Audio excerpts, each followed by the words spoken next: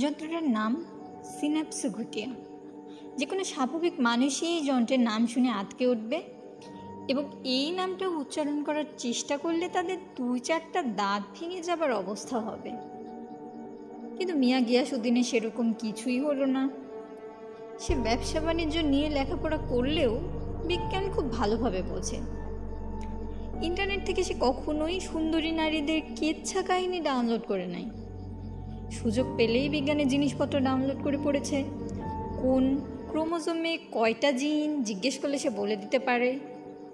সব মিলিয়ে কয়টা কোয়ার্ক এবং আজব কোয়ার্ক কতটুকু আজব সেটাও সে বলে দিতে পারে। তাই সিন্যাপস ঘুটিয়ার নাম দেখেই সে বুঝে ফেলল এটা মস্তিষ্কে ব্যবহার করা একটা যন্ত্র। বাইরে থেকে স্টিমুলেশন দিয়ে যন্ত্র মানুষের মাথার সিন্যাপসকে ঘুটে ফেলতে পারবে, যার অর্থ তাকে বুঝিয়ে দিতে হলো না। সেই দিন বিকালেই সে খবরের কাগজের বিজ্ঞাপনের পাতাটা নিয়ে তার বাবার সাথে কথা বলতে গেল। গিয়াসের বাবা রাশভারী ধরনের মানুষ, বেশি কথা বলতে পছন্দ করেন না। গিয়াসও পারতপক্ষে তার বাবার সামনে পড়তে চায় না। কিন্তু তার বাবা মোটামুটি টাকার কুমির এবং গিয়াসের টাকার দরকার হলে তার বাবার কাছে না গিয়ে উপায় নাই। বাবা তাকে দেখে ভুরু কুঁচকে বললেন, কি ব্যাপার গিয়াস? বাবা, তোমার সাথে জরুরি একটা কথা বলতে এসেছি। কি কথা? তাড়াতাড়ি বলে ফেলো। কোনো ভনিতা না করে গিয়াস সরাসরি কাজের কথায় চলে এলো। বলল, বাবা, আমি ঠিক করেছি একটা রেস্টুরেন্ট দিব। আমাকে কিছু ক্যাশ টাকা দিতে হবে। ক্যাশ টাকা দিতে হবে তোকে? জি বাবা, আমি 2 বছর পরে তোমাকে সুদে আসলে ফিরিয়ে দেব। বাবা সোজা হয়ে বসে বললেন, তুই রেস্টুরেন্টে কি বুঝিস যে বলছিস 2 বছরে সব টাকা তুলে ফেলবি? বোঝার দরকার নেই বাবা, কারণ আমি ব্যবহার করব সিন্যাপস ঘুটিয়া। বাবা বিদঘুটে শব্দটা শুনে চমকে উঠলেন। বললেন, সেটা আবার কি জিনিস? আমাদের মস্তিষ্কে সিন্যাপসকে ঘুটে দেয়। আমাদের যা কিছু অনুভূতি সেগুলো সবই আসে মস্তিষ্ক থেকে। তাই অনুভূতিটা সরাসরি মস্তিষ্কে দিয়ে দিব। সরাসরি মস্তিষ্কে দিয়ে দিবি? জি বাবা। কেউ যখন খুব ভালো একটা কিছু খায় তখন তার ভালো লাগার অনুভূতিটা আসলে তো মুখে বা জিভে হয় না, হয় মস্তিষ্কে। আমি রেস্টুরেন্টে সিন্যাপস ঘুটিয়া লাগিয়ে সেটা সেট করে রাখবো সুস্বাদু মজার অনুভূতিতে। এখানে কাস্টমার যেটাই খাবে সেটাকেই মনে করবে সুস্বাদু। হু হু করে বিজনেস হবে। সারা দেশের মানুষ খেতে আসবে আমার রেস্টুরেন্টে। বাবা কিছুক্ষণ শীতল চোখে ছেলের দিকে তাকিয়ে রইলেন। তারপর তার কী মনে হলো কে জানে, ড্রয়ার থেকে চেক বই বের করে খসখস করে বিশাল অঙ্কের একটা চেক লিখে ছেলের দিকে এগিয়ে দিলেন। প্রথম দিন যখন রেস্টুরেন্টটা খোলা হলো সেদিন গিয়াস তার বাবাকে একটা টেবিলে নিয়ে বসালো। উপরে আলো আধারি একটা আলো, সুন্দর ন্যাপকিন, ঝকঝকে থালা, পাতলা কাচের গ্লাসে ঠান্ডা পানি। গিয়াস মেনুটা তার বাবার হাতে দিয়ে বলল, বলো বাবা, তুমি কি খেতে চাও? কোনটা ভালো? সবগুলোই ভালো। ঠিক আছে, পরোটা আর শিক কাবাব, তার সাথে ইলিশ মাছের ভাজা আর একটু পোলাও, সাথে খাবার জন্য লাচ্ছি। খাবার পর একটু দই মিষ্টি দেবো বাবা? দে। কিছুক্ষণের মাঝেই ধুমায়িত খাবার চলে এলো। বাবা খুবই তৃপ্তি করে খেলেন। ঢেকুর তোলা বড় ধরনের অভদ্রতা জেনেও একটা বড় সড়ো ঢেকুর তুললেন। গিয়াস জিজ্ঞেস করলো, কেমন লেগেছে বাবা? বাবা ঢুলু ঢুলু চোখে বললেন, আমি আমার জীবনে এর চাইতে সুস্বাদু খাবার খাই নাই। আমার ধারণা বেহেশত ছাড়া আর কোথাও এত সুস্বাদু খাবার পাওয়া যাবে না। তোর বাবুর্চিকে ডাক, আমি তার হাতে চুমু খেয়ে যাই। গিয়াস হা হা করে হেসে বলল, বাবা, এর সবই হচ্ছে সিন্যাপস ঘুটিয়ার গুণ। তুমি টের পাও নাই? তোমার মাথার কাছে একটা সিন্যাপস ঘুটিয়া বসানো আছে। আমি সেটা সেট করে দিয়েছি সুস্বাদু স্কেলে। তুমি যেটাই খেয়েছো সেটাই তোমার মজা লেগেছে, কিন্তু বাবুর্চি রাধে নাই। গিয়াস বলল, আমার বাবুর্চি একজনের বয়স 11, অন্যজন 12.5।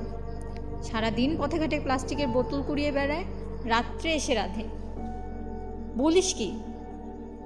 এরা রান্নার রও জানে না, প্লেটে খালি এটা সেটা তুলে দেয়। এটা সেটা? হ্যাঁ বাবা, তুমি ভেবেছো তুমি খেয়েছো পরোটা, শিক কাবাব, পোলাও, ইলিশ মাছ ভাজা, হেন তেন। আসলে কি খেয়েছো জানো? কি? খানিকটা খবরের কাগজ, একটা পুরনো গামছার টুকরা, মোমবাতি, পোড়া মোবিল, শেভিং ক্রিম আর কাপড় ধোয়ার সাবান। বাবা চোখ কপালে তুলে বললেন, কি বলছিস তুই? সত্যি বলছি বাবা, সিনাপসিগুটি অফ করে দিলেই তুমি বুঝবে। দেখতে চাও? বাবা কাঁপা কাঁপা গলায় বললেন, দেখা। গিয়াস তার সিনাপসিগুটিয়া বন্ধ করে দিল এবং সাথে সাথে বাবা হড় হড় করে খবরের কাগজ, গামছার টুকরা, মোমবাতি, পোড়া মোবিল, শেভিং ক্রিম আর কাপড় ধোয়ার সাবান বমি করে দিলেন। গিয়াস যেরকম আশা করেছিল তার রেস্টুরেন্ট তার থেকে আরও অনেক ভালো করে চলল। সে বাবাকে বলেছিল 2 বছর পরেই সে তার বাবাকে টাকাটা সুদে আসলে ফেরত দেবে, কিন্তু সে 6 মাসের মাথাতেই পুরো টাকাটা ফিরিয়ে দিল। রেস্টুরেন্টে ব্যবসা করে গিয়াস তার বাবার মতো টাকার কুমির না হলেও মোটামুটি টাকার গিরগিটি হয়ে গেল। তখন বাসা থেকে সবাই তাকে চাপ দিল বিয়ে করার জন্য। প্রথমে দুর্বলভাবে একটু আপত্তি করে শেষ পর্যন্ত সে বিয়ে করতে রাজি হলো। মেয়ের ব্যাপারে গিয়াস খুবই খোঁতখোঁতে। মেয়ের নাক পছন্দ হয় তো চুল পছন্দ হয় না, চুল পছন্দ হয় তো দাঁত পছন্দ হয় না, এমনকি ডান চোখ পছন্দ হয় তো বাম চোখ পছন্দ হয় না। সবাই যখন আশা প্রায় ছেড়েই দিয়েছে, তখন হঠাৎ করে এক অপূর্ব সুন্দরী মেয়ের খোঁজ পাওয়া গেল। যারা তাকে দেখেছে তাদের সবাই নাকি টেরা হয়ে গেছে। এই মেয়ে খুব সহজে সবার সামনে দেখা দেয় না, তাকে দেখতে হলে তার মায়ের একটা বুটিকের দোকানে গিয়ে দেখতে হয়। খোঁজ খবর নিয়ে গিয়াস বুটিকের দোকানে মেয়েকে দেখতে পেল এবং মেয়েকে এক নজর দেখে তারা চোখের পলক পড়ে না। দুধে আলতায় গায়ের রং, রেশমের মতো চুল, চোখের মাঝে অতলান্তের গভীরতা, ঠোঁটগুলো ফুলের পাপড়ির মতো, ঠোঁটের ফাঁকে দাঁতগুলো মুক্তার মতন ঝকঝক করছে। গিয়াস মেয়ের দিকে তাকালো, মেয়েটিও তার দিকে তাকিয়ে মোহিনী ভঙ্গিতে একটু হাসল এবং সেই হাসি দেখে গিয়াসের বুকের ভেতর নড়ে চড়ে গেল। গিয়াস ফিস ফিস করে বলল, তুমি কি আমার হবে? মেয়েটি চোখের ভুরুতে বিদ্যুৎ ছুটিয়ে বলল, কেন নয়?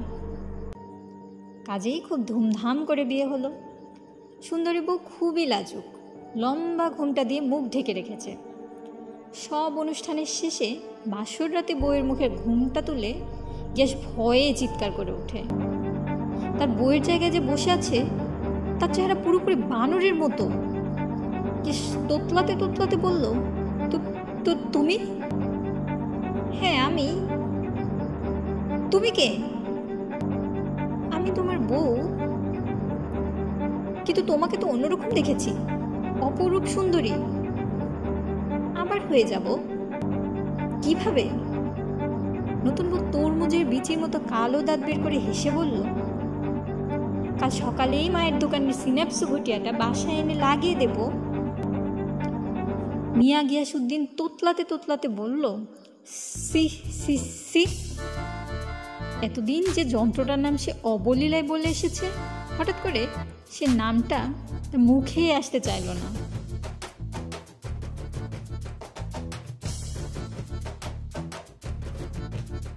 শেষ হলো মোহাম্মদ জাফর ইকবাল স্যার রচিত সায়েন্স ফিকশন গল্প সিনাপসিগুটিয়া।